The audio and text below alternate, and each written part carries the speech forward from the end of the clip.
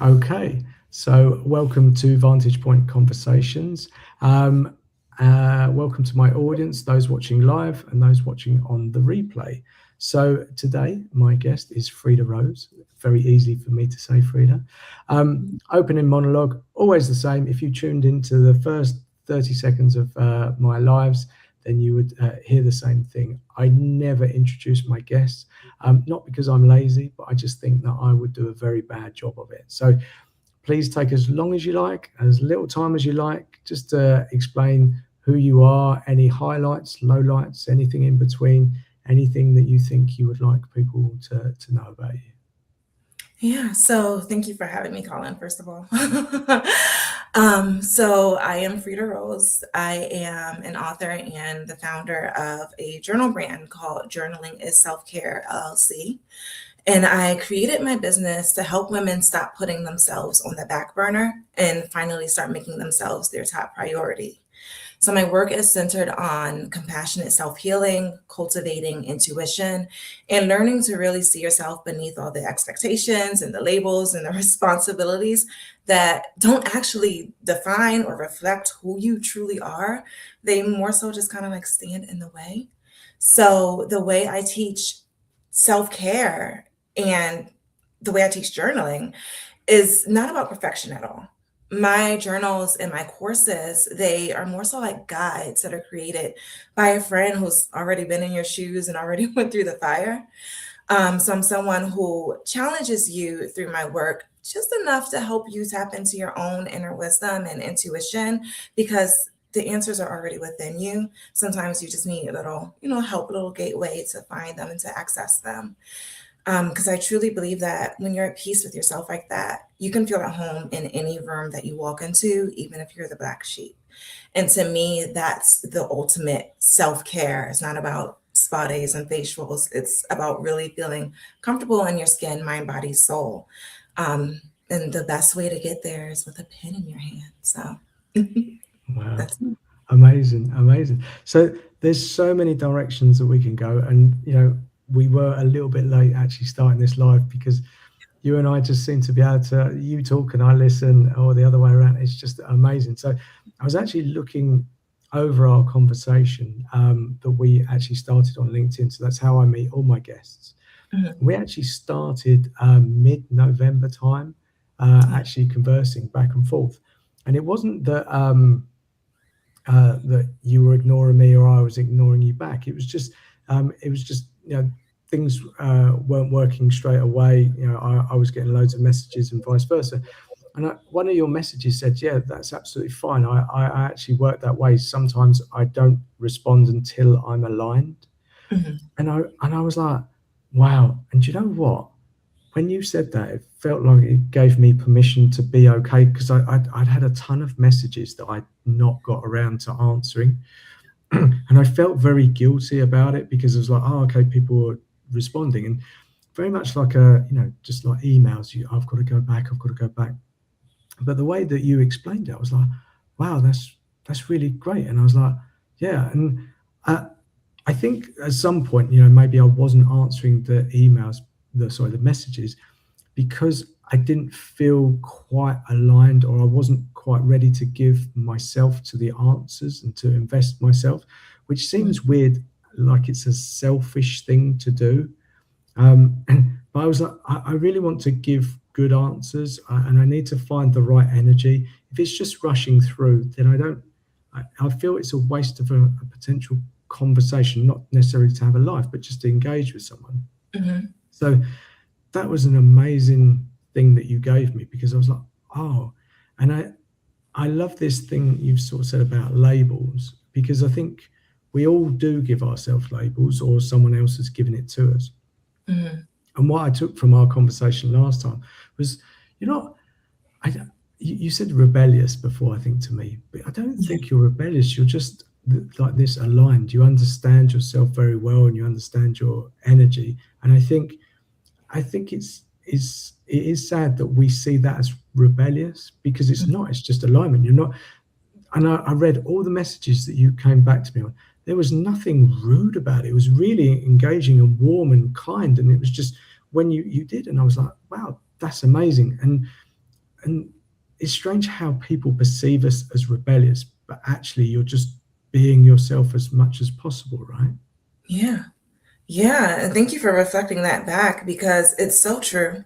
Um, we get so caught up in these labels and these have tos and like fitting in a particular way. That's why I love the idea of just being a totally confident, happy black sheep, right?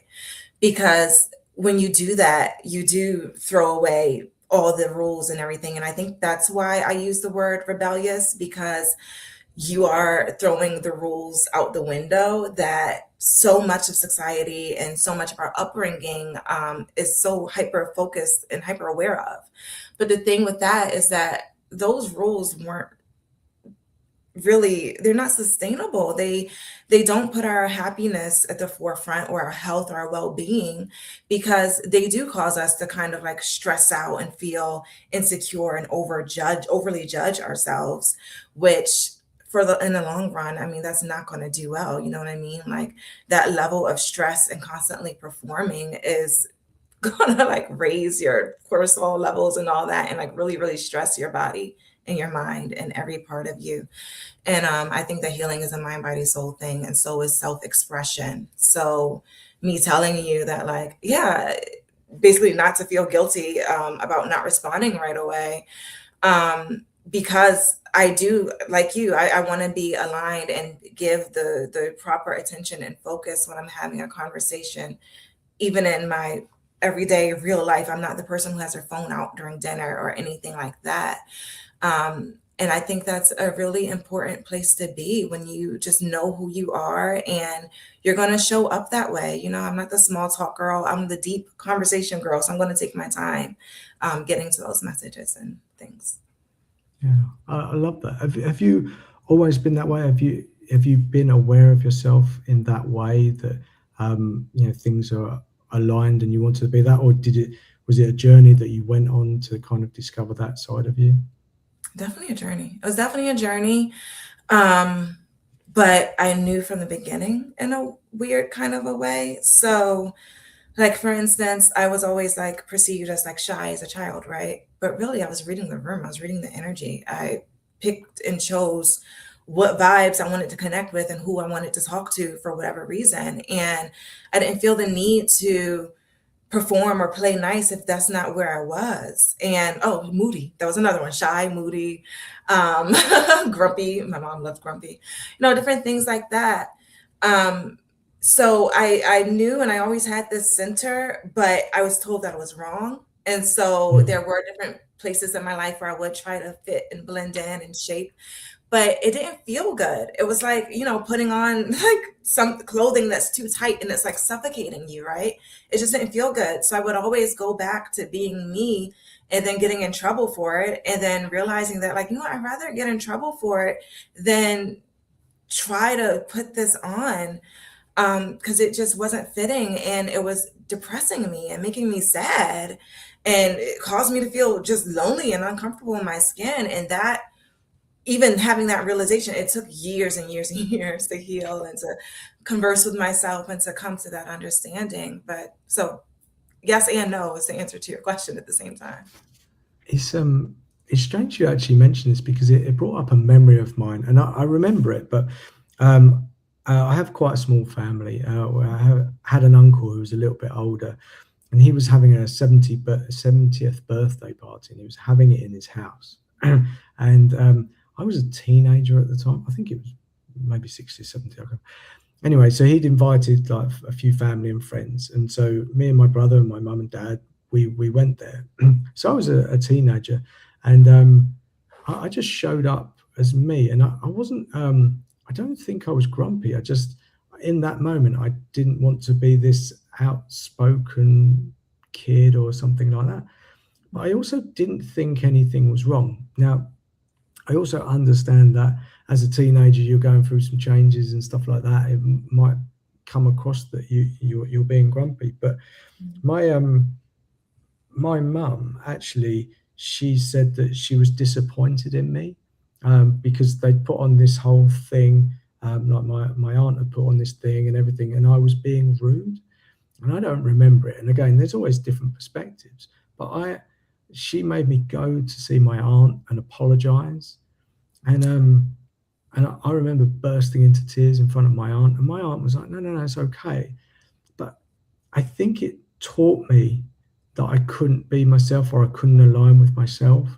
And I think when again, I don't remember being rude. I don't remember, you know, going out of my way to be rude. I was just maybe not answering loads of questions. Again, it was a room full of older adults, and I don't remember anything of being rude. If it came across that way, that wasn't my intention. Yeah. But I think because I'd been told to go and apologize to my aunt about it, I think I felt it wasn't okay to be myself. And I've carried that with me for a long, long, long time. And it's only now, I'd say, I'm becoming okay with myself. And it's so weird that things, we're talking, let's say I was 15 maximum at the time. I'm 47, so 32 years of carrying that sort of stuff because I thought it wasn't okay to be myself. So I tell you that story because I love meeting people like you. You know this since we've spoken anyway, but just someone that's been on that journey as well, and that can explain it in their way, and it's an alignment, and and then you go, okay, that's okay to be myself. Yeah. And we talk about success in terms of money, achievements, and everything like that. I genuinely believe true success is being aligned with who you are. And I don't think you can really top that. I think oftentimes we try and confuse business, making money, trying to feel successful. But actually, if we're comfortable with ourselves and understand ourselves, I think you've already won the game pretty much. Yeah.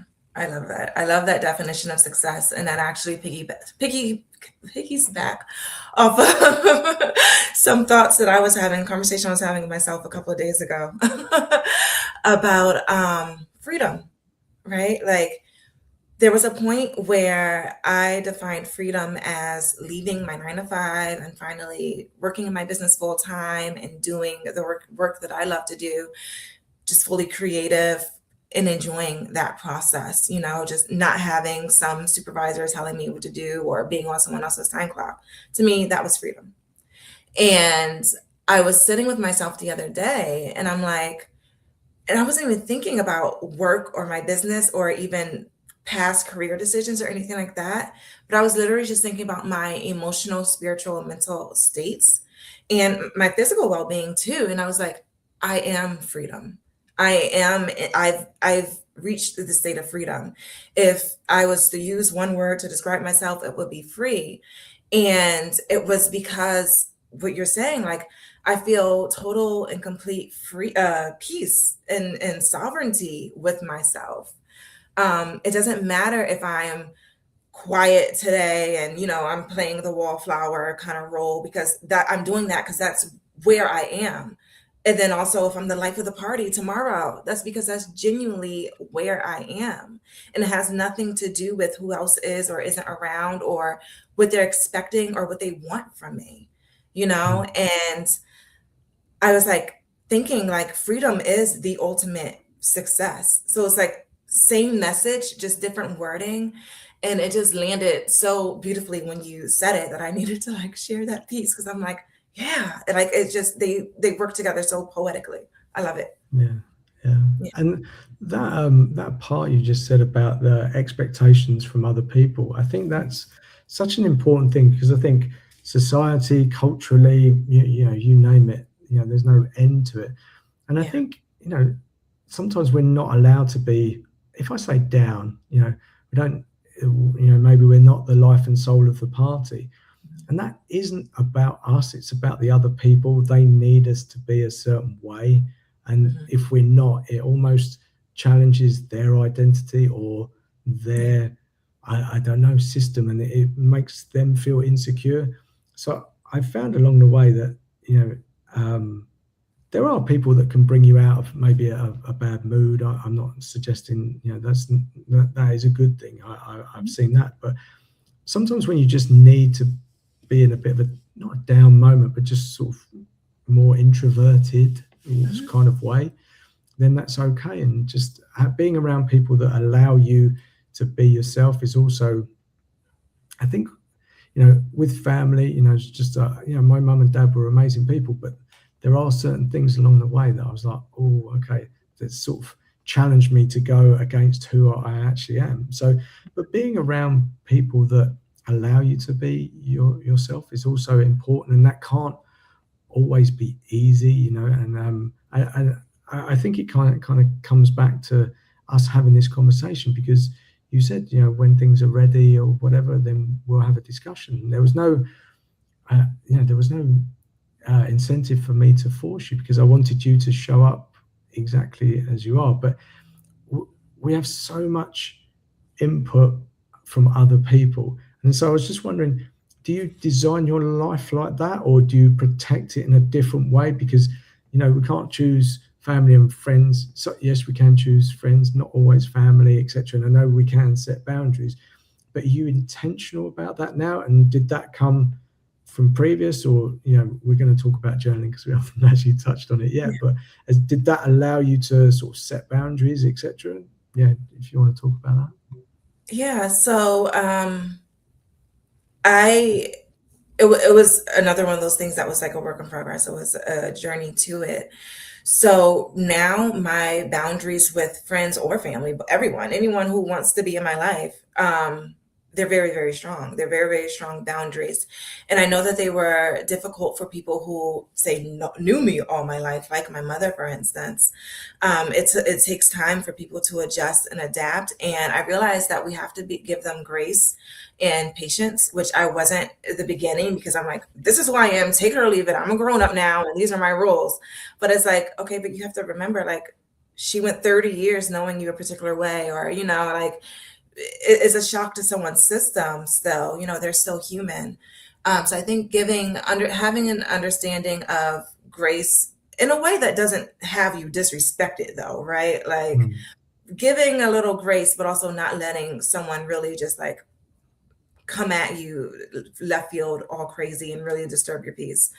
I think that's really important with boundary setting and being on this journey of healing ourselves and becoming more and more at peace with ourselves, and understanding that, like, those boundaries and those values and those things are going to change with time.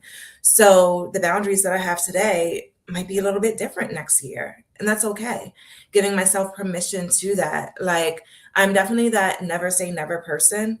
There's a few things in life where I know, like, I just, that ain't me.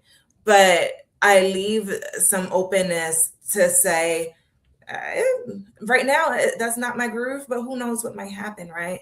And I think that's part of like self love and self compassion, is giving ourselves space to evolve and full freedom and permission to do so.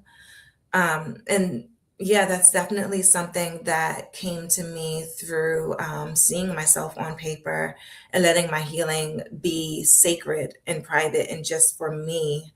And I think having that relationship with yourself creates a sense of security as well. So that when you are setting those boundaries and you are going up against those people who may have been authority figures to you in the past, or just a friend that you met 6 months ago, whichever, um, you come in and you state your boundaries with more of a take it or leave it. It Mm. is what it is, and people respond to that, and most of the time they respect it. Especially when, if there is someone who like pushes up against it, or there's some friction, you just let them kind of sit with it, right? I think part of that conditioning, especially the being nice and not wanting to be seen as grumpy and all that we were set up with, is that we feel so uncomfortable when we make someone uncomfortable, or and not even make we're not in charge of their feelings, but we feel so uncomfortable when our something we say or do m- causes someone else to feel disturbance within themselves, but it's really about them and not about us. And like you were touching on earlier, a lot of the time people need to put labels or put you in a box so that they can feel comfortable, because then they know how to take you. But if they don't know how to label you, and they feel out of sorts with you, then that's going to cause them to not be so nice to you as well. And I think that's something that people, especially who are like on their healing journey or learning boundaries and learning confidence and stuff, I really want them to take that away. That it has nothing to do with you. Yeah. um, that's their own fear, their own insecurity for sure. And Yeah. we can't control that. I actually wrote an article not long ago talking about how I set a boundary with someone that I love deeply, and they were so sad and so upset. And I learned to not say a word, just let them process and deal with it. And I even said, when setting that particular boundary, don't respond right away. Take a few days, sit on this, because I know I'm saying some stuff that's really huge and it's not the relationship we previously knew. And they did come back to me 3, 4 days later, and we were able to have a conversation once things digested. But people fear that silence so much. And it helped me, like, I realized it was powerful. That silence is so powerful. Yeah.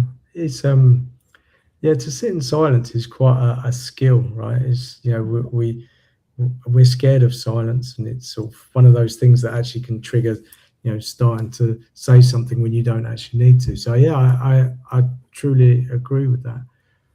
I think something that's happened to me recently, I've I, I've kind of changed my identity or how I see myself, Mhm. and I would say that it's really strange when you do that, because I was a people pleaser for sure, and I entered into a relationship while I was still married, and that caused a lot of hurt and upset.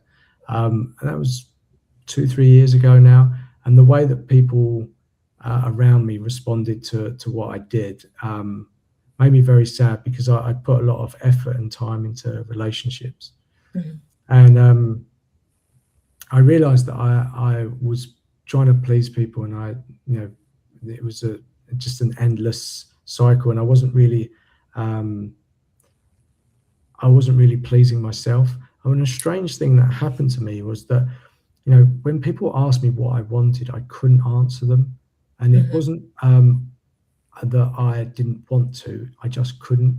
So if you asked me what I wanted, I'd always put other people before me, and it was odd for me to I couldn't find that place inside me to actually say what it is that I wanted. It felt alien to me. So Mhm. through all of this journey, um, I don't think I'm fully healed from being a people pleaser. I think it creeps in certain ways. But I realized, like you said, you can't change other people's opinions. But what actually ended up happening was I started to change my opinion of myself. Yeah. And because I did that, people respond differently. And it wasn't like I was being aggressive or some really different stranger. I just valued myself more. And I was okay if other people weren't okay with that. And the Mhm. weirdest thing, people started to value me, and you could feel it in their responses, whether it was a text message or the way that they approached me. And I was like, that's weird. And because I was expecting the world to, you know, sort of, you know, change their opinion about me, but I actually had to change my opinion about myself, Mhm. and then the world reflected it back. And you know, and these are subtle things, but when you know, you know, and it's like, oh, okay. Yeah. And that was such a big shift for me. Yeah, it was an energetic conversation that you were having silently, right? Like once you shifted your energy, the world responded and mirrored it back to you. Mm. And like that's so powerful to like when you realize that for yourself, um, it really kind of gives you a superpower. I use that word a lot because and I love it. But it really does, because then you realize, well, first of all, you stop putting the responsibility of your happiness, your joy, your peace on others. You stop projecting that outward, and you realize that step one is always in here first. It's always within. And then life is going to catch up. And it may take time, it may be instant, but life will eventually catch up with what you have been doing on the inside.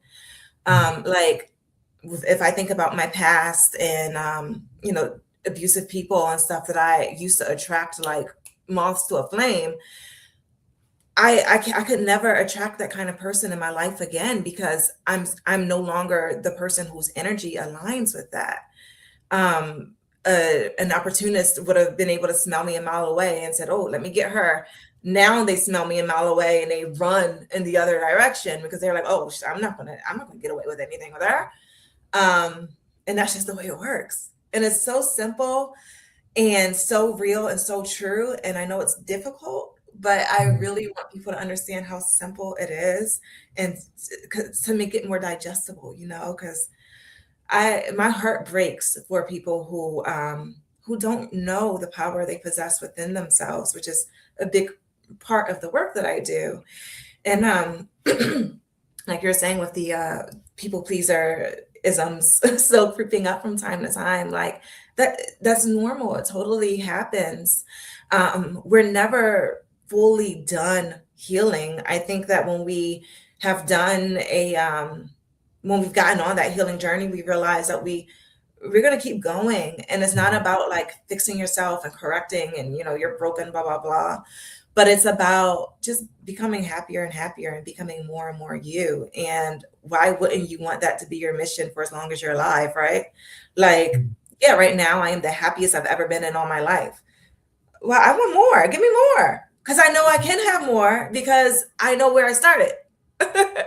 Yeah. And different phases of that journey, I was the happiest. And I thought, oh, this is it. And then I realized, no, there's another level. And so, yeah, keep going. Yeah. Thank you. I will. I think when, like you said, it's not like a drug, but it's like, oh, okay. And then you think, oh, from where I started, this is amazing. But then you go, oh, there's even more of a journey to go on. So yeah, absolutely. Let's switch to journaling. So although I love having this conversation with you because I think we could chat all day. Journaling is one of those things, one of those conversations that we actually started, and I'm very curious because my relationship with journaling has been a bit sporadic over the years. And correct me if I'm wrong. So I think from a man's perspective, and I know your journaling is targeted at women. Do you do any work with men at all? Is that? Yeah, so my journal brand is targeted to women. I have one journal called Dear Little Me. It's about inner child work. And when I received it as a download via meditation to create this journal, it was an everybody journal. Like it came to me as this is for everyone. So like the cover art or whatever, it has like all these pictures of like cute kids on it. And there's little boys and little girls on it because I knew it was an everything thing. But generally speaking, overall, my design and my brand language and stuff is geared toward women. But if a guy is okay holding a pink journal and he feels at peace with it, it's for everybody. It really can work with men too. And I have a lot of conversations that are deep and healing based with men. I love masculine energy in a sense that I grew up wanting to be my brother's twin. Like I had an older brother we were inseparable. And I think that has given me a special connection and bond with just the masculine. So I've worked with guys in that capacity when I was like doing coaching and stuff like that. But yeah, I think it's for everyone. And I don't know what pivots the brand will take in the future or whatever, but there will probably be more things like Dear Little Me that are targeted to both. And then there's things that's just for my girls too. Yeah. Thank you. So excuse me. The reason I say is because I think there is this stereotype of someone writing in a journal as a child, and that tends to be, maybe, fairy tales or something. It's going to be a girl. So you don't tend to see pictures or stories about those being boys or guys. So I think maybe there's some weird old reference that maybe holds people back. But so my journey with journaling is quite a confusing one because I didn't really understand what I should be writing. I started writing a diary when I was a teenager, and it was just, I don't know, just for fun. It didn't really hold a lot of value. But I guess when I moved to Luxembourg, so I'm from the UK, I moved to Luxembourg, I needed an outlet to talk about some stuff. And there was no one around me. I had my girlfriend at the time, but I needed to express what was going on, and I didn't really understand it. And there was a lot of anger, not anger of violence, but anger, thoughts of, oh, they don't understand me, etc. Mhm. And so I started journaling, and I did it at the end of the day, just before going to bed.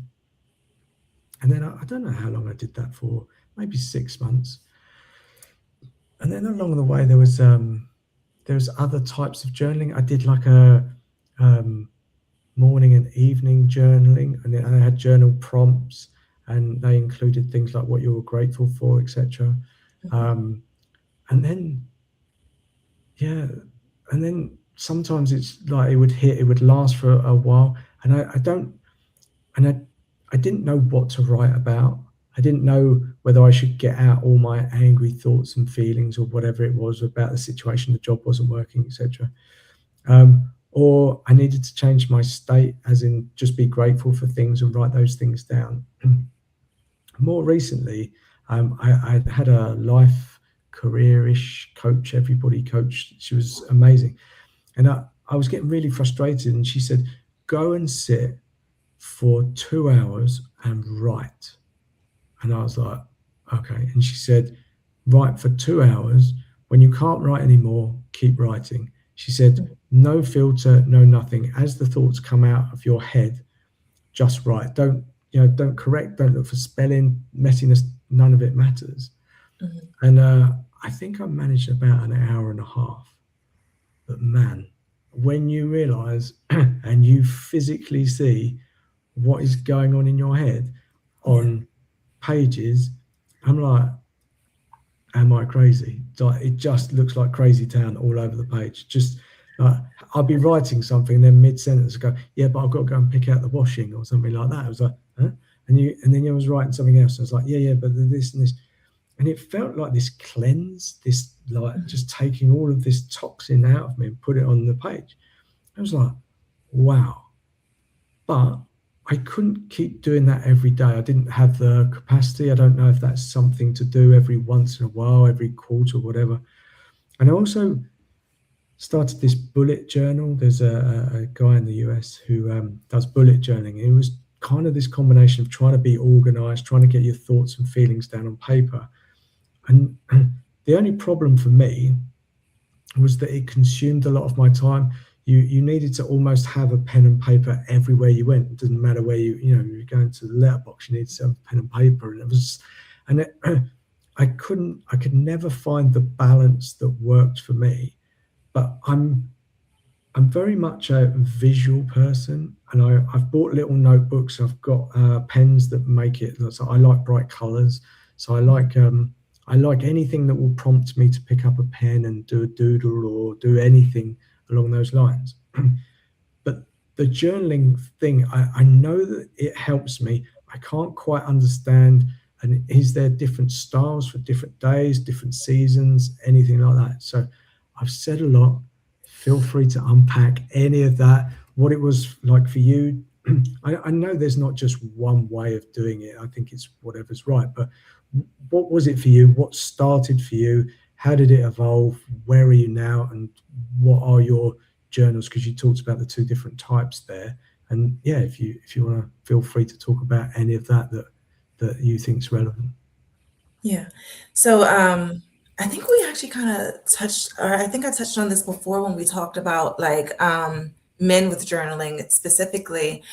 I think like it probably comes off even more difficult for like a masculine being because you're taught to be strong and to do all the things, solve all the problems, carry the heavy load. And it's never told to men or boys to like sit with your feelings and it's okay to Mm. cry. And that sort of thing is just no, "Grr, big strong man. You gotta you gotta do these things. And women get a little bit of a version of that, right? We get don't be too emotional, don't be too whiny, blah blah blah. But it's more acceptable for a woman to sit. So more socially acceptable. I'm not saying it's more acceptable, but more socially acceptable for a woman to sit with her feelings and her pretty journal and do her thing. But guys aren't.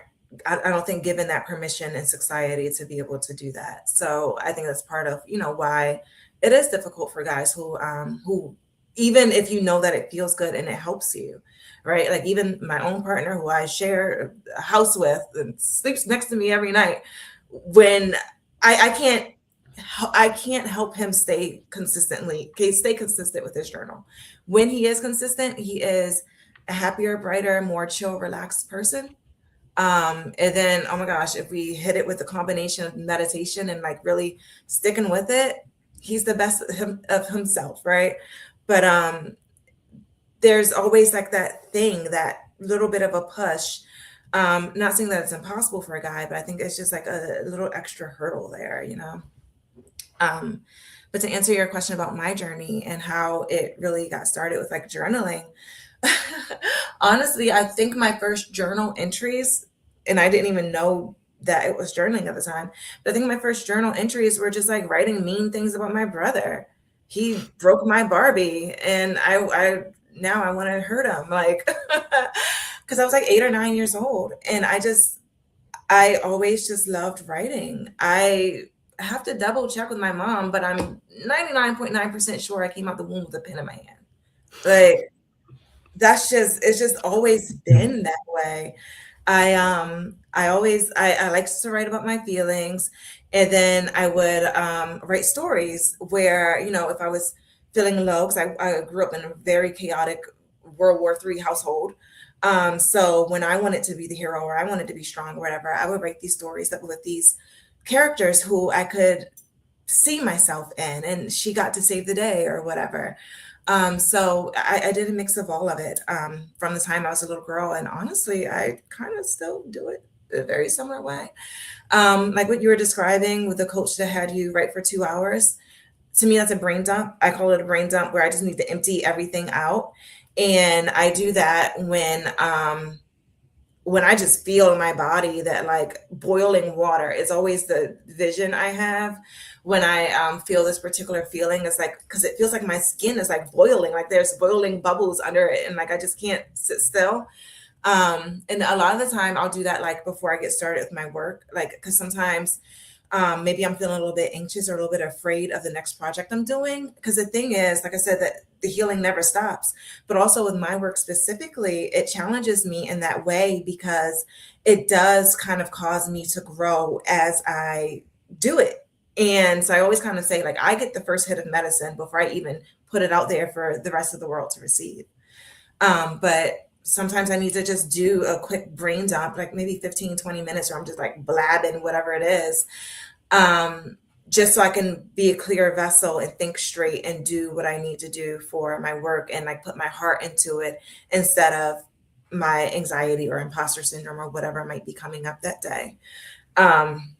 So yeah, you got your good brain dumps, you got your prompts. Like in my journals, I have prompts, and a lot of the time I'll use like storytelling and then have a prompt that follows it up, or like some kind of a mindset exercise. So you can do that. And for mine, they're like themed based on, so each journal is like I almost think of it as like each journal is like a chapter essentially, and you can kind of build your own book from there, because it's like, well, what do you want to work on today? Are you working on boundaries? Okay, I have a boundaries course that has the accompanying journal. If you want to work on self-care, there's a self-care journal. You know what I mean? Like, it's these little pockets, these little nuggets, and sometimes you need something like that that's like guidance. If you have like maybe a particular goal or something in mind, but you don't really know where to start with it, so sometimes that kind of style does help. But I don't think there is a right or wrong for every season, or even to get into like you were saying, like, oh, is this something that you do quarterly or weekly or whatever? Like, I don't think there is really a schedule per se with that kind of work. I think it just fits into your life the way it fits into your life. Maybe, you know, you'll go through times where you want guidance. Maybe you'll go through times where you just need a blank page. It might be quick little lists. It might be full-fledged essays. And it's okay to, you know, make space for all those things. There's times where like I can't actually journal in the traditional sense, to where like I'm speaking in plain English and writing how I feel. Sometimes like my emotions will get so mixy matchy that it has to come out as poetry, which is something weird that I discovered about myself. Like there's sometimes a particularly emotional place that I can't get to in plain English and it has to rhyme.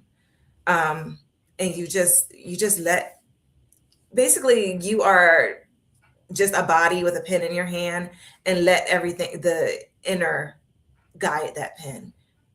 Just don't overthink it. I think that's what journaling is. There's no right, no wrong, no rules. You just let it out. Yeah. Do you ever go back and look at your journals, what you wrote? Yeah. So I actually in my basement I have some big boxes of them, dating back to my teenage years. And I've been thinking about these journals actually for the better part of a year. I'm thinking that I want to get rid of the adult journals and kind of like burn them.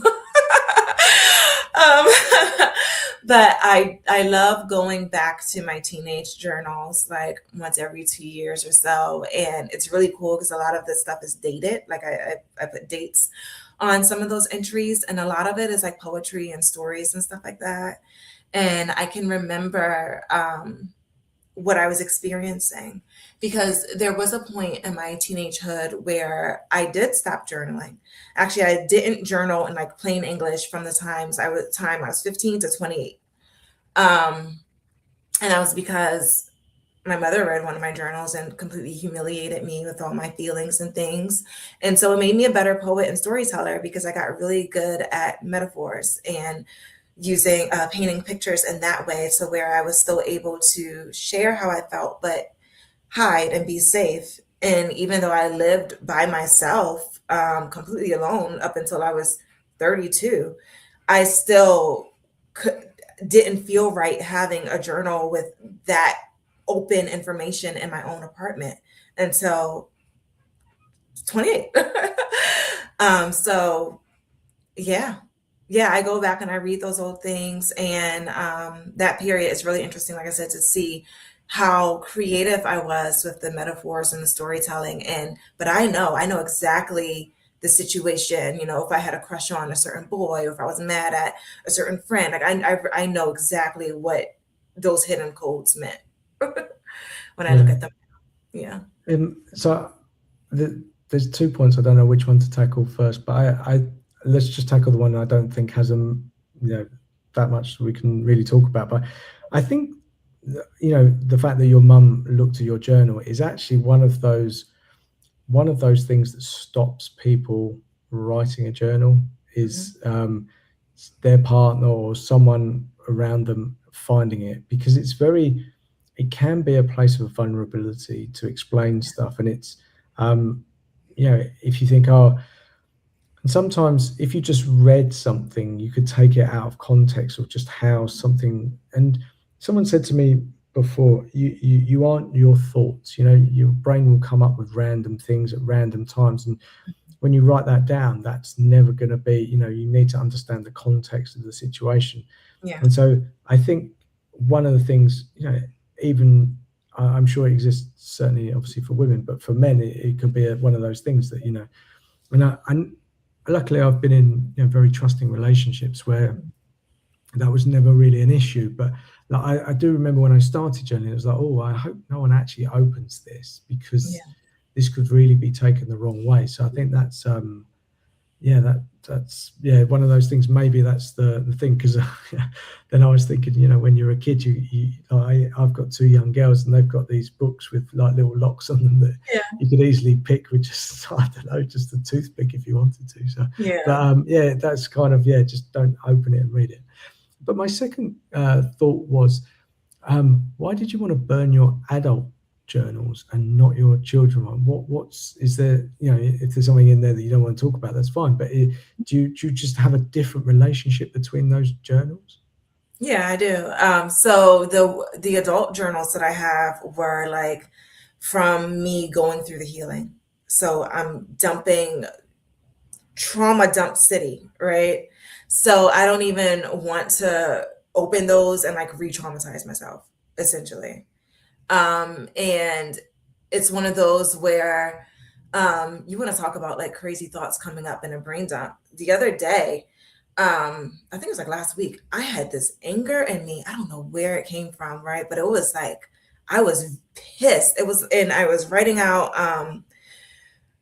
something along the lines of like, when I die, I don't want anyone to publish my unpublished work. And like I just went on this like rampage.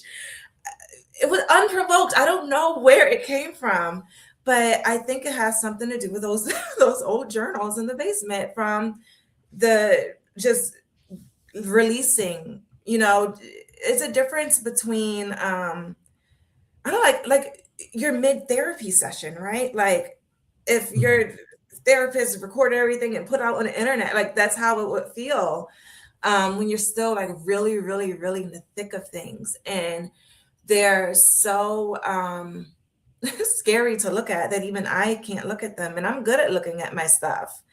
But it's just so much that I mean, I needed to do it. Obviously, it helped me heal. It's what I needed to grow. It's the foundation of my brand and everything that I stand for. But that doesn't mean that I need to just go dancing with it and hanging out with it. I think the other piece was that since those others are primarily poetry, I although I understand what that young girl was going through at those different points, I'm like looking at her like, wow, that talent though. Like I'm kind of like a proud mentor in a weird way looking at it. Um, because like even like my old poetry blogs from like my early 20s and stuff, I can look at that stuff. But the and I was still hiding in metaphors and like I wasn't those older things, I wasn't there yet. I wasn't quite doing the healing yet, even though Mhm. it was medicinal and therapeutic. I wasn't on this all or nothing. This is saving my life journey. And that's why I picked up the journal again at 28 after that long hiatus. It was because it was kind of a do or die situation. And I don't need all to revisit all the stuff that came out as a result of that. Yeah. It's I have the memories enough. yeah, exactly. It's it, you've mentioned therapy, and I think it's so. I've been through therapy, and I think it was one of the greatest things I ever did. So nothing untoward, really. I'm happy to talk about it. But when I moved from the UK to Luxembourg, my world turned upside down. I felt very insecure about things, and my girlfriend at the time, she said, "Oh, maybe you should go and see someone." So I went to see a therapist, and we did cognitive behavioral therapy, Mhm. and it was the best thing. And I talk about it all the time on these lives, and I especially would like men to understand because I was under again the illusion that if you go to therapy then you're weak and you should and again culturally you can say I was a man, you shouldn't need to do that, or you can't handle life, and there's a whole raft of those things. But therapy for me was amazing.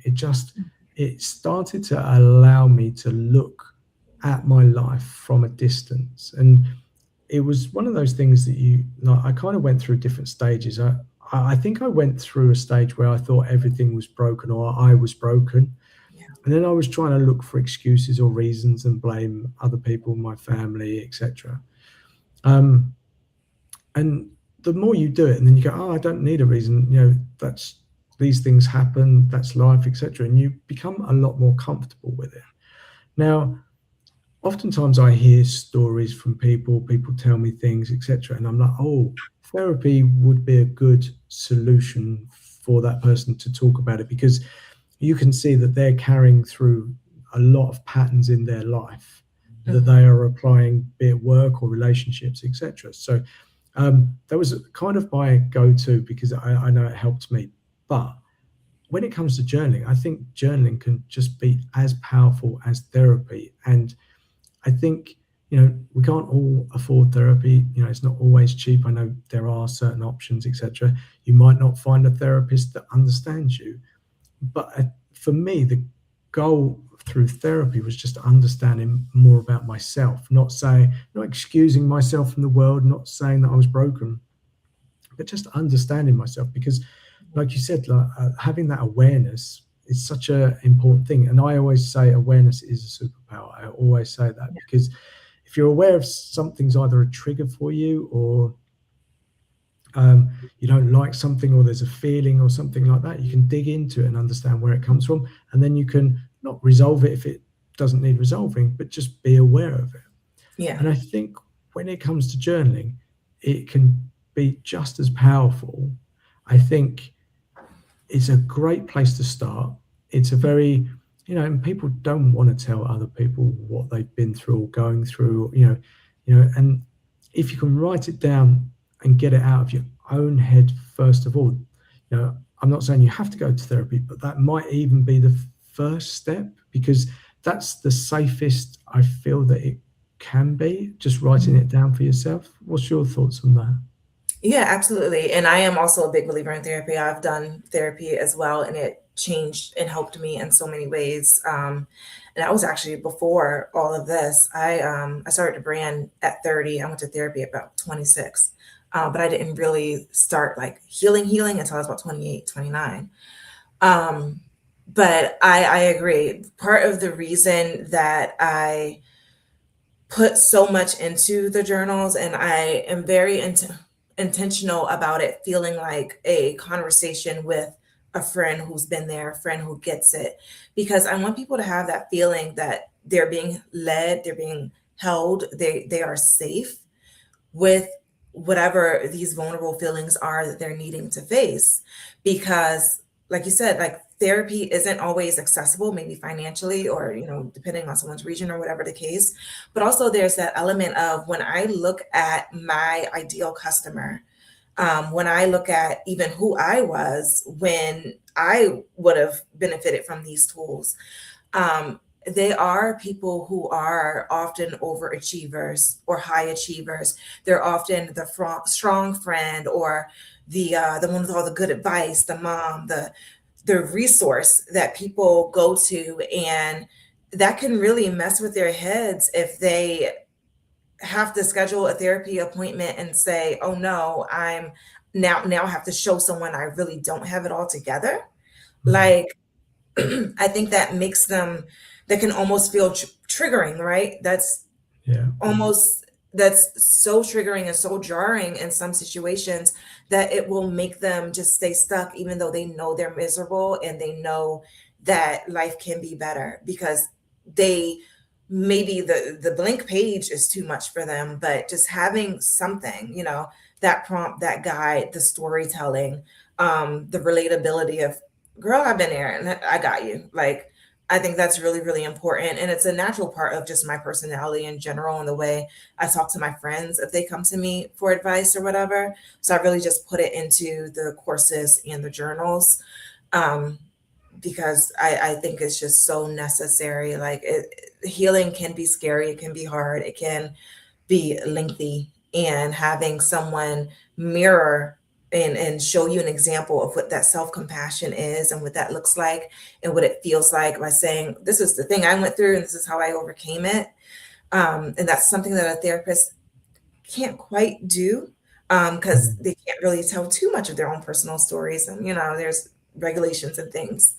um, so yeah, to me that's really, really important. I agree with you. Yeah, I love that, because it's a strange paradox, because someone said this like before, but they said, "Oh, would you take investment advice from someone who doesn't invest their money?" And Mhm. then and you go, "Well, surely I wouldn't." And then you go, "Well, would I go to a therapist that's not been through stuff themselves?" But you can't ask that, because therapy is about, they might share some parts of their journey, but there's, again, there's boundaries there, etc. And they have to be careful, and there's regulations, etc. So Yeah. um, I think, and then when you mentioned, it can be very scary to write on the blank page, and that might seem simple, like you go, well, no, it's just a blank page, but it is, because you're facing what's in your brain, and that's scary just to put something down.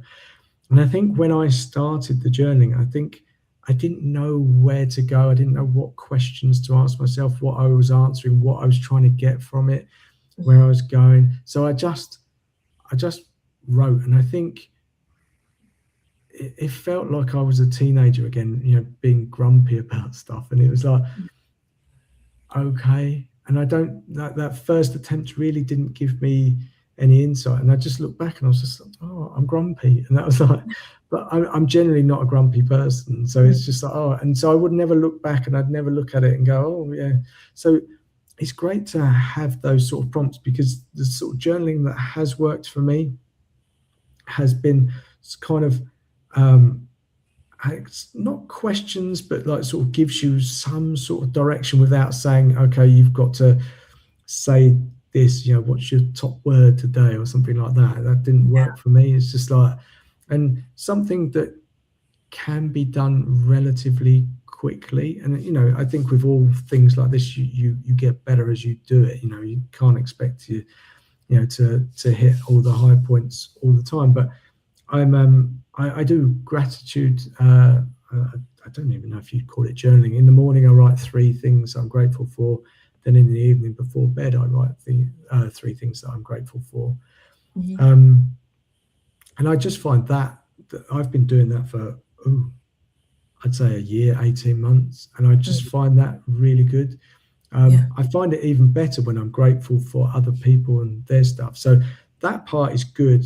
It's just what questions am I asking? And do you know Tony Robbins? I guess yeah. He said, ask better questions. And sometimes when you're in this chaos and all that, you don't know what questions to ask yourself.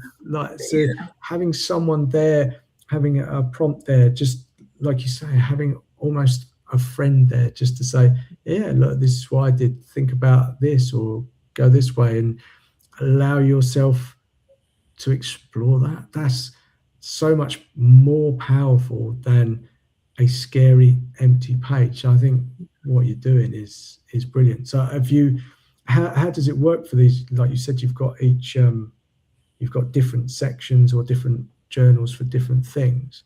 Did you start with something and then, based on feedback, create something else? Or is it just you'd always had your plan to do these different types of journaling? I create them as they kind of come to me, essentially. Okay. So the way I was creating before is different from the way I'm doing it now. So like what's in the store right now, we're just like me looking at my life and thinking, oh, it would have been cool if I had something like this. And then so I created those.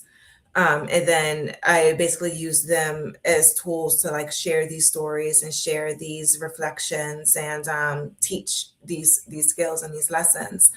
That combined with seeing like where I'm strongest in conversation, like when I was coaching clients or like when I'm having those conversations with a friend who I need to talk off a bridge.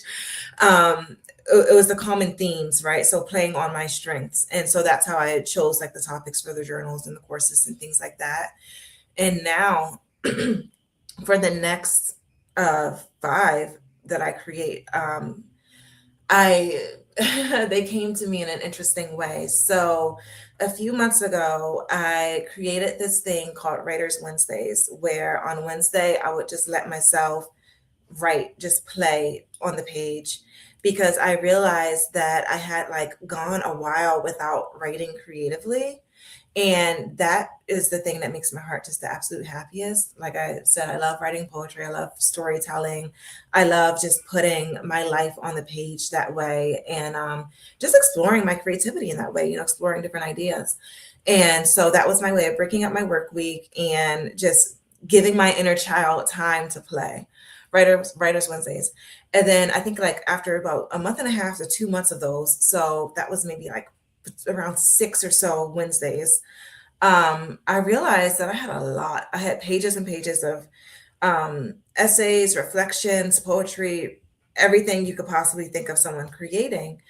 And I kind of started to look over the stuff and I'm like, I'm seeing these themes and I'm seeing like really great work and really dope like gems and stuff that I'm dropping throughout these different writings of me just purging and playing. And I realized it's like, there's 5 books in this. There's 5 journals in this. that's what I'm doing now. So now I'm in like the state of editing these things and, doing cover art and all that kind of stuff and putting them out into the world. So these are things that were legit just me playing around, some channeled, just me just letting myself just have at it. And the first one that I will be releasing, and the thing about these Writers Wednesdays is that they're also under the first projects under my publishing company. And so the first one I'm releasing, I just finished like 2, 3 weeks ago and just received the proof copy in the mail. And so I'm like looking through the pages and making sure I like it and, the way it printed out and all that sort of thing. But it's unlike anything I've done before because instead of just taking a project with basically a blank page, right, and going just from beginning to the end, I have all these writings that I now have to kind of like organize into these categories to fit their appropriate books and journals. And it's next level. Like I'm so excited. I'm having so much fun in it, and it's activated something just so different in me. I'm almost watching myself like I'm watching a movie and I'm like, what is she gonna do? How's she gonna work with this? And it's the most exciting, fun thing in the world. Nice. I love it when I hear people say about play, especially well, typically adults, because it is something that I we don't do enough of, and I think creativity comes, thoughts flow when there's no expectation of anything, just letting go unfiltered. And we seem so constricted in our lives, private lives, work, etc. Especially in work. One of the reasons I started these lives, I was trying to talk about people and change people's perspective about how they work, because I came from the corporate world, and there's no real wiggle room. You find that there's a load of creative people in these corporate environments, and they're desperately trying to sort of bring some of that into their day, into the department, into their work, and it's almost shut down like immediately. It's like no, follow the rules, follow this. There's a to-do list, get on with that. But I've always believed that business, companies, everything would be so much better if people just played. They had a time to play. And that looks like it's unproductive work. And that's why I think a lot of companies shut it down. But just as in your example, what your play has actually, it's something that you want to do. You could feel it and you were just doing it. That actually created, you said 5 new books, five Yeah. new journals. Like, Yeah. come on, like, otherwise you're going to have to sit down there and basically try and force your thinking through a certain way of doing something. Okay, so but you've just let yourself be free, and you talked about that at the beginning. Being free is one of the big things for you, and the fact that you've created your company to be able to do that, I think, is absolutely amazing and very inspiring to people. It's just, I wish more people were and gave themselves permission to do it, but also companies and managers and leaders or whatever allowed their people to play, because innovation comes, ideas come, etc. You just, without an expectation of a result, because Mm. we go, oh yeah, you can go and play, but give me the building at the end or whatever it is. No, Yeah. just go play. Just like you said, you created time in your work, your week, and you just did it. Yeah. No expectation, and then you look back and went, wow, yeah. And I love the fact that you've done that for yourself, and I think hopefully people watching this will do that for themselves as well. Yeah. And I have to say that like it came with immense guilt. Really? Okay. I felt I yeah, I really had to work through the mindset and what that all meant, you know? Again, I was the kid who got in trouble for playing too much and having my head in the clouds or, not being super sociable. And it's difficult to be doing all that writing and being like, oh yeah, hey, let's all hang out, that sort of thing. And like even living with my partner who works a regular 9 to 5 and like if he's like stressed, like, oh, I have these meetings or I have this deadline, da da da, he's like, you know, and not necessarily attempting to rain on my parade or anything, but it's just reality, it's just life, you know, everyone's going through their stuff. So it will make me feel even worse, like, oh my God, I'm just sitting here playing and I'm calling it work. Like, I almost felt like I was like getting over on some like kind of scam, right? I'm like, oh my God, like, who do I like? Why am I, who do I think I am almost? And I really had to hone in on that and let myself know and teach myself that like play is important for my work. If I'm not playing, my work is stale. If I'm not playing, I might as well be at some 9 to 5 because I'm going to be miserable, you know, and I'm not giving my audience what they truly need and want from me because if I'm not playing, I'm not being myself. I'm not this super rigid by the book teacher or whatever, you know. If you watch any of my courses, there are times where I just randomly giggle or I make myself laugh. I tell some silly story and I'm like, oh, wait, what was I talking about? Oh, okay, let's go back to that. You know, like I just have to be who I am. And again, I'm 5 years into business and still kind of integrating and learning that I am the boss and I'm allowed to work the way that feels the best for me and helps me reach my goals in the way that I choose and you know that's aligned and everything. And I mean it's way easier now than it was on day one, don't get me wrong. And I've come into the space also of like, no, I am her. I am now the woman that I was working so hard and healing so much to become. And even swallowing and digesting and integrating that truth is interesting. But yeah, I think play is so important. It gets us out of our heads and enables us to think just more clearly, more freely, and with more innovation. Because what happens also is when we're super rigid and we're on these rules or we're just stressed out and constantly in solution mode, we end up getting tunnel vision.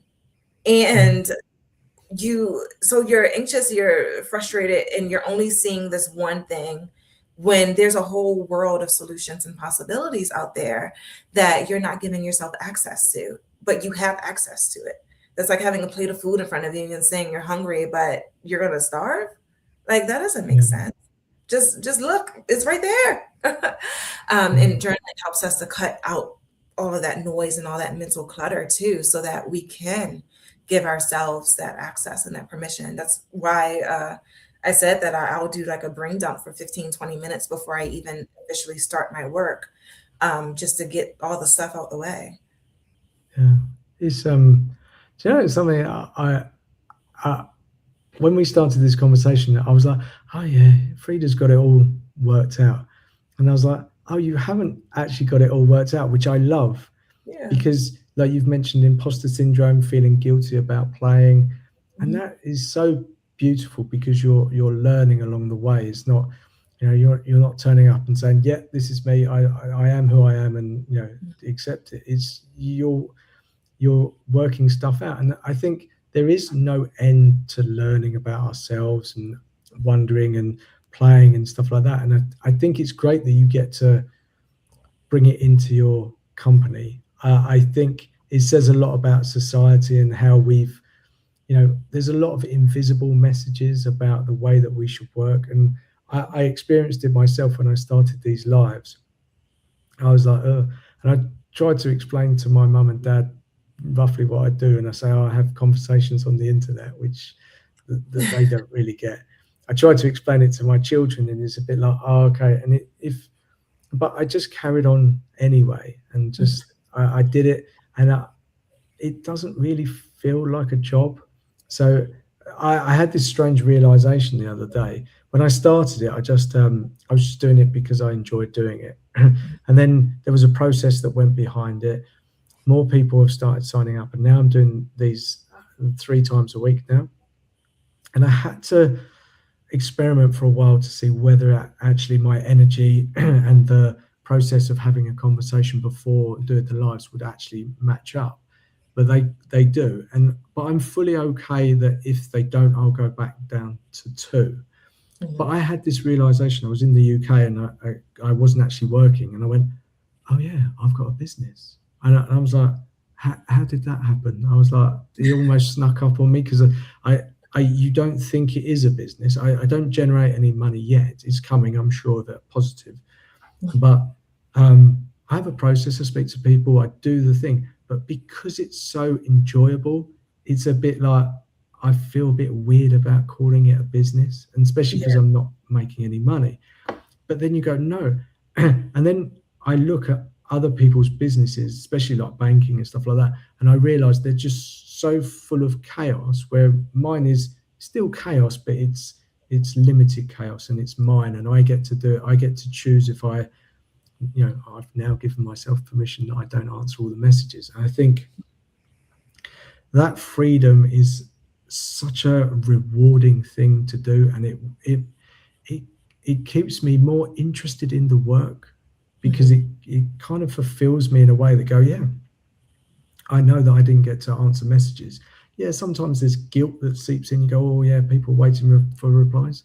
Not Mhm. really. No one's really waiting for a massive reply, I don't think. Yeah. And you just go, okay. And then when I get to it and I know, yeah, I'll put my thoughts and feelings into it. And you go, yeah, more intentional. And Yeah. again, I think if businesses could be inspired by the way that you do things and just how you've brought that play into it, and yeah, that doesn't mean that you've got it all figured out. I think it would Mhm. be, I'd want to work at a company like that. That would really inspire me. So, yeah. Yeah, absolutely. And I mean, I think about that when I think of my big vision and, hire people. Right now, I am a solo act. But when I think about building a team and what kind of leader I want to be, that's it. It's, yeah, maybe you were hired as the assistant, but also tell me about a bit about you. Like, what are you actually passionate about? Is there a way that we can bring some of that into your Mm. work? It's more than just keeping my calendar, but maybe, you'd like to write a little something, something. Oh, do you want to write a newsletter? We do have one of those, like just giving people that space to kind of understand what they are, right? Like I live what I speak, I live what I teach. I like it's not an act, it's not pretend. And it's really easy to once you realize, I guess, that yeah, me running my business is me being myself. Like once I got into accepting that and letting it be the law, it became really easy to have conversations with other people because I would also get intimidated, like, oh, I don't talk like a business lady. It's okay. Take it or leave it. Like, I'm going to demand the respect and have the boundaries and all the things. And if I'm for you, I'm for you. If I'm not, I'm not. And that's cool. And I think, yeah, bringing that into business, bringing our passions, our joy, into business, having a supervisor or whomever that you answer to care about the person beyond the workload. I think that's important. Someone's like a student or whatever, and there's maybe a project, even if it's like a one-off project at the company, like maybe let them play with that and see how well they're doing with it. If it happens to align with something that they're working toward, I think that's important to like invest in people on a human level that way, instead of just kind of like I don't know. I feel like companies kind of like hold you hostage in a weird kind of way where they're like, they don't want you to learn anything new because they don't want you to no longer want them or to, outgrow them or whatever. And I don't like that. I want to be part of your growth. If someone's working with me or for me. Um, yeah. I had a recent experience actually. Someone reached out to me. She really, really loved my brand and loved my brand voice. And she wanted to actually ghostwrite content for me. And we got together on a call and she like wanted to do this whole like slideshow thing or whatever. And I sat and I listened. I let her do her little thing, but I knew she wasn't going to write for me because I write for me. My voice is my voice. But I watched her and I did it for a reason because I had a feeling when we were DMing that there was a bigger story there. And I needed to see it. I needed to get to the bottom of it. I needed to know if my hunch was correct.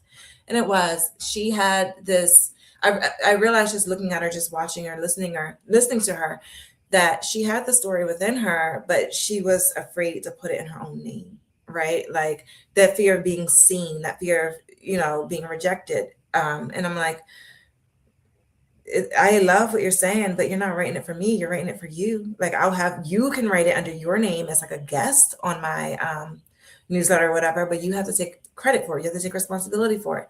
And there were things that she kind of like let slip out that were like personal about her. And I'm like, you could throw this story into it. You could throw that story into it. Remember what you said about your mom, da, da, da. Like, and it turned into like a mentorship in a way where I really helped her to, create that from her heart and her vision. And instead of hiding behind my name or voice or whatever, it became hers, it became her own. And she shifted so much energetically, even just in that moment of me, not rejecting her, but rejecting her, but also opening this door and saying, because I see something bigger in you. And so I think about that, like running a company in that way, to me, just sounds like the ultimate, like, I don't even know the word to finish that sentence with. Yeah, I think that is so powerful. I think you would make. I don't even think I would call you a boss. I would say you are something beyond that, because in the short time that I've got to know you and the conversation that we had before we actually went live, you see things that other people don't, maybe because they're just busy in life, but you see a lot about people, and I think that's super powerful. And the fact that she came to you and you could see beyond what she was actually saying, and that's a skill I don't see many people possessing, because they think about themselves quite a lot, and there's no judgment in that. We've all done it from time to time, but you seeing that person beyond that and allowing her to express who she was, bring those stories in, and also give her a platform where she can express that's hugely powerful. And that's not a boss, that's something much bigger than that. And I think I would say lean into that, because you're very inspiring in so many ways. I think that anyway, but I think there are people out there that really have a lot to share, and having people to come to like you, especially the written word. I know we talked about that you've now got your own publishing company, which is amazing. So there's there's going to be a huge amount of opportunities and stuff like that. And the fact of who you are and how you see the world and you see yourself, I think there's almost the sky's the limit for you. I really do. Oh my God, you just shattered my whole heart, by the way. I felt it explode. Thank you so much for all of that. I receive it. I am going to replay that every night as an affirmation before I go to sleep. I feel very seen and very warm. Thank you for that. You're welcome.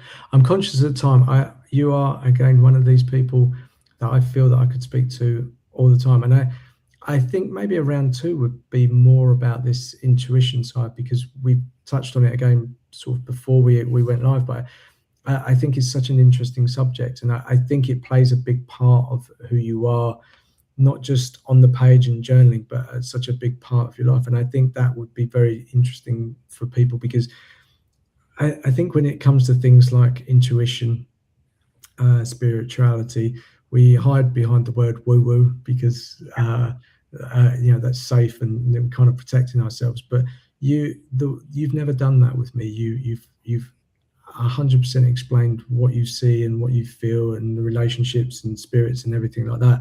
I think that would definitely be an interesting subject, because I think today's conversation was amazing. I got a ton out of it, and I'm kind of curious to get one of your journals, because I'm wondering if that's going to help me. And when you said that there was a pink one, I'm in. I love pink. I think it's an amazing color. So you kind of, I was like, yeah, I'd get that. So, but for today, amazing. But where should people find you? So you obviously got these journals, you've got a website where people go and get them, and you do courses and training for journaling. Is that all in the same place, or should they go to somewhere different? Yeah, so all of it is available on my store at journalingisselfcare.com. So Okay. you'll find all the journals and also the two courses. One is Overcoming Limiting Beliefs with Self-Love, and the other is the Bold Boundaries Blueprint. So those are courses where I'm on a video like this, having a conversation with the audience. There's no one talking to me.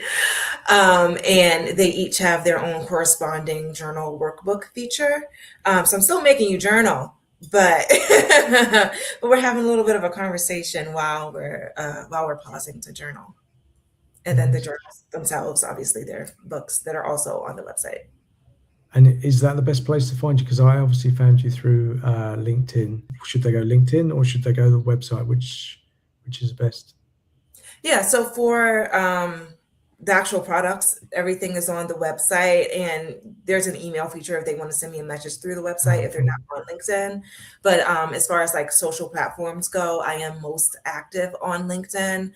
My Instagram, I'll tell you a secret, it's always about a month or two behind.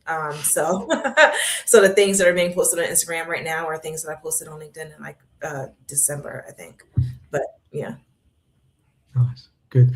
Well, I always repost these, and I'll put the links to all of those, to your website, etc., so people can find you easier. But for today, certainly the end of round one, definitely a round two if you're up for it. But yeah, for today, thank you so much for your time. Thank you for being you, for giving me permission to, not immediately respond to messages. So I thank love you so that. much. Yeah, absolutely. Thank you for having me. And I am so down for round two and talking about all the woo woo. Yeah, let's get deep into spirituality. I'm with it. Fantastic. All right. Thanks very much for your time, Frida. Take care. All right, have a good one. Bye. Bye.